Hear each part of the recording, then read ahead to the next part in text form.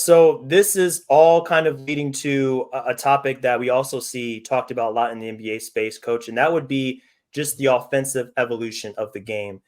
You mentioned in many of your videos on YouTube that we're seeing offensive efficiency rates year over year continue to climb, and what you would see as a league leader 5 years ago might rank 25th this season, just Mhm. because of the way it's trending upward. So I first just kind of wanted to ask you about are we hitting an inflection point, a tipping point when it comes to the efficiency? I read a little piece from Michael Pino over at The Ringer. I think it was about 11 days ago. And he mentioned that the average offensive rating today is 116.3. So that's the highest that's been tracked ever since we had play by play data. And that's over 3 points per 100 possessions up from just the 21-22 season. So this is something that's been climbing, every year, and it seems like it's growing more and more each year. So, with all the 3 pointers today, with the space of the game, the pace of the game, do you see this continuing over the next several years, or do you think we're hitting a point into which it levels at all, just because it's been climbing so much over the past several years? Like, do we hit a point where it eventually tails off, and we don't see the kind of growth that we've been seeing over the past 5 or so years? Well, the interesting thing is, and another stat to give you is that the offensive rating, like I think the top five rated offensive rating teams this year would all have an all-time offensive rating compared to what was last year. So Yep. every year, number one team offensive rating is the all-time highest we've ever Yeah. seen.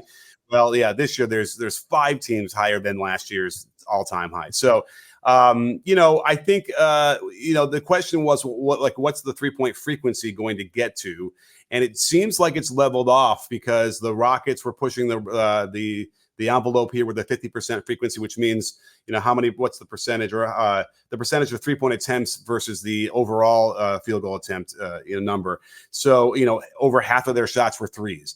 And I think it's kind of calmed down a little bit in terms of that, where we're settling into in the 40s. Everyone's in the 40s now. The thing that I have to check a little bit more, but I know up until recently, was that the 3-point field goal percentage hadn't really budged much on the average across all these years. So to me, it seems like there's a lot of opportunity there to figure out how to to take better shots and make more of those across the board. Now, I bet you if you looked at it and parsed out the top shooting teams, we're probably seeing higher percentages from the guys who are really generating good shots and good looks. And what's weighting it down are the bad teams, right? The teams that don't have space and that don't have shooters. But again, that would be the area you look for to find a little bit more efficiency. But at some point, it gets maxed out without question. At some point, everybody's running the same offense. We're seeing very similar actions. It's not even just that we're not doing post-ups anymore because they're inefficient. And we can talk about why the erroneous thought process in 2004, 05, why that happened. But it's not even the fact that they're not posting up as much for shots. It's that they're moving that position completely. They're vacating that position. So now the basket area is open a lot more often, and guys can get into the to that area without help. And there's a lot less help that way. Because if you watch the 80s, even if there's a guy in the weak side low block, which is a common place like the dunker spot, that means that man is also there to help and be in the way and clog the lane. And that doesn't happen as much. It's a lot harder. So, but we're moving towards somewhere where I'm sure there's more to wring out of this, that we can keep going up without question. We're obviously closer to what the maximum is going to be at some point in the next 5-10 years than we were 20 years ago. But I think that there's still room. There's still room in the 3-point shot selection stuff. Because again, if you could take 50 threes and they were all good threes, then great. Take 50 good threes a game. You know what I mean? Like, that's great. But if 15 of them are really bad, highly contested, off the dribble with 10, 12 seconds on the shot clock, if we can get better at getting rid of those, then you'll see it get even higher efficiency. Yeah, I totally agree. It feels like when watching the game, teams have not just learned to take more threes. I think over the last 5 years, actually, teams have stabilized on average at taking around 34 to 35 threes a game. But it's like, I think now they're finally maximizing how they can use all that space, as you're saying. The fact that you almost always have 5-out spacing. You'll do 4-out, 1-in sometimes, but there's a lot of teams that can run that 5-out spacing, and everyone is a credible shooter you don't want to leave. So teams have gotten really good at driving to the hoop. I believe drives are up across the league per team by about 50% over the last 5 years, just because teams have gotten so much better at optimizing for finding ball handlers. There's less players like Al-Farouq Aminu on the Trailblazers. I remember when they made the conference finals 5 years ago, where you give him the ball and he can't really drive to the hoop. He can shoot threes sometimes if he's open, but he can't really drive. There's less of those now on those championship and playoff level teams. So yeah, I mean, it I didn't have doesn't seem like it's going to. flaming on my bingo card for today as going after him. Wow, impressive. Good Oh, pull. I don't mean to go after him. He was just a good example. He was a great player in his time. It's just like it seems like more and more with the skill development, there are more players coming into the league who are more prepared to be able to do the pass, dribble, or shoot from three.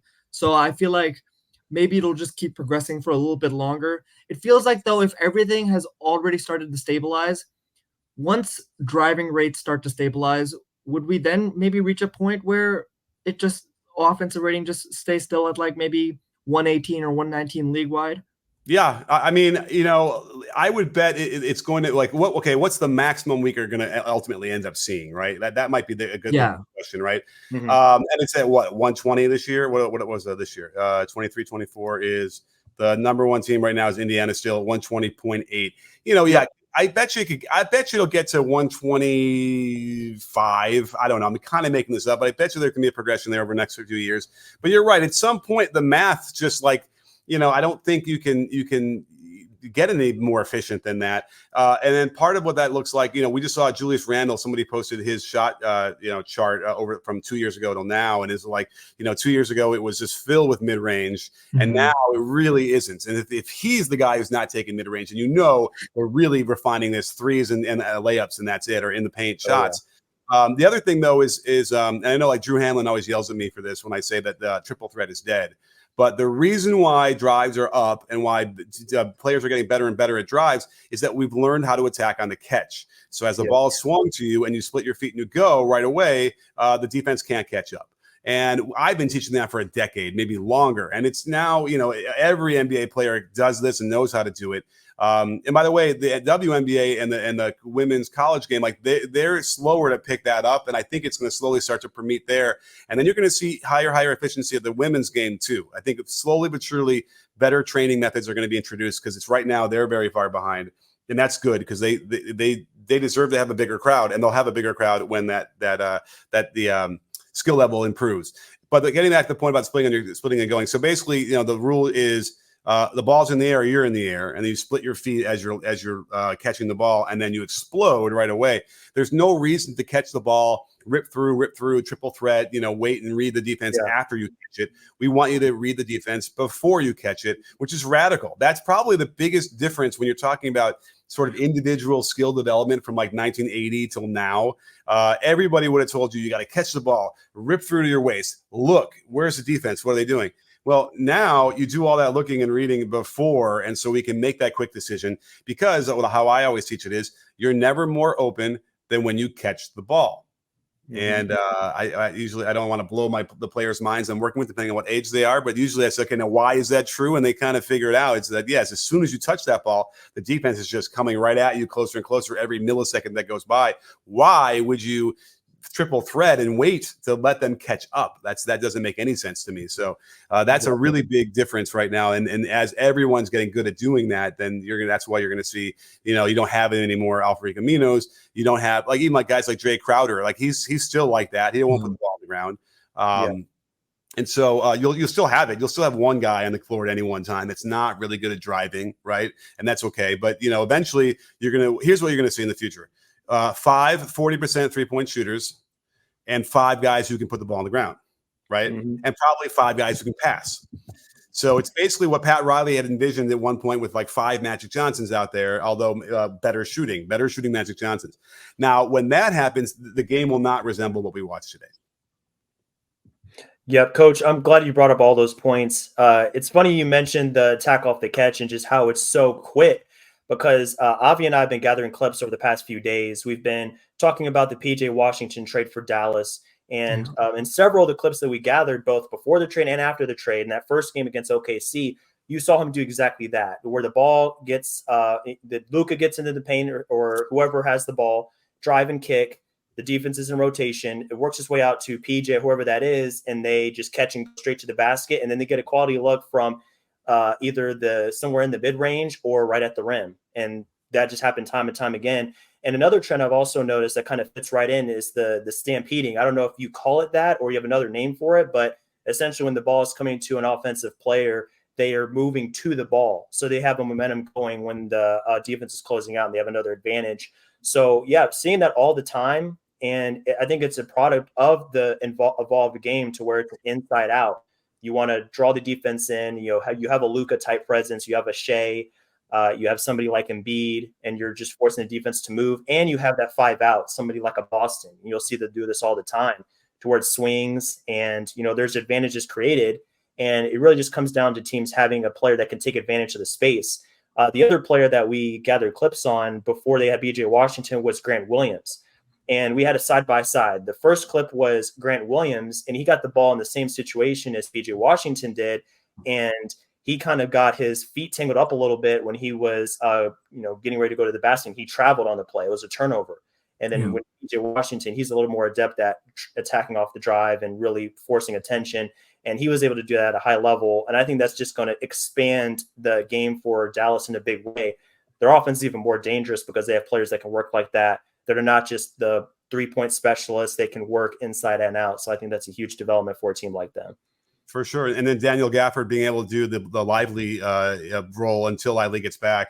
And then when they have him in there, I wonder, maybe they can play him together. I don't know.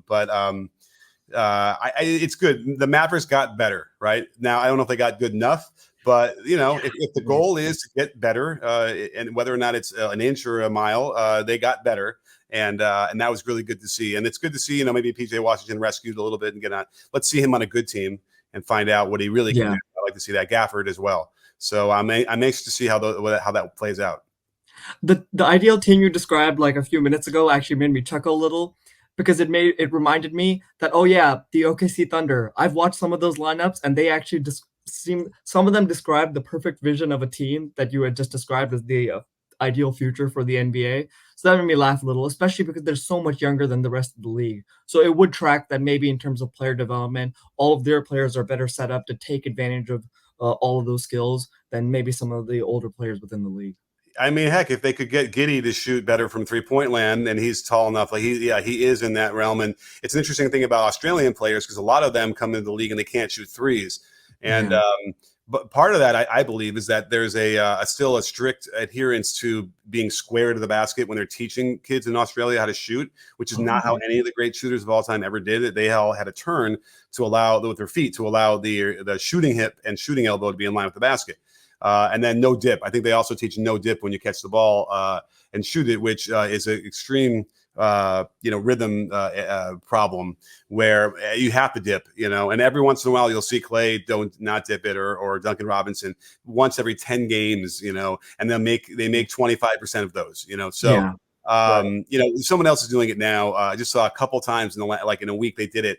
But don't forget, the no dip stuff, it requires the perfect pass that has to be right at their nose, basically, to be able to do that. So anyway, I would like to get down to Australia and show them a couple of the modern methods that we've developed recently to really help unlock a lot of shooting. But without question, once you can do that, the way you would attack and the way you would space the floor changes everything. And now all of a sudden you cannot help, basically, when you have something like that. So I think that would, it would be radical. And there's no question it will happen.